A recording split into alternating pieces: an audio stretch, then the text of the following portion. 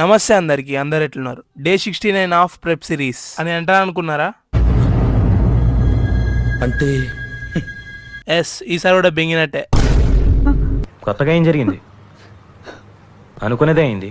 మనకి ఏమైంది, మనం ఎందుకు కాంపిటీషన్ ఆడతలేదో తర్వాత ఒక సపరేట్ వీడియో చేస్తాం. సరే, ఇప్పుడైతే మనం అయితే ఒక ట్రిప్ కి అయితే వెళ్తున్నాం. ఈ ట్రిప్ కి అయితే మనం అయితే సోలోకి వెళ్తున్నాం. ఏంటి ఇప్పుడు అసలు నీకు ఎందుకు ఇవన్నీ, ఎందుకు అలా? సరదా జస్ట్ ఫర్ ఫన్.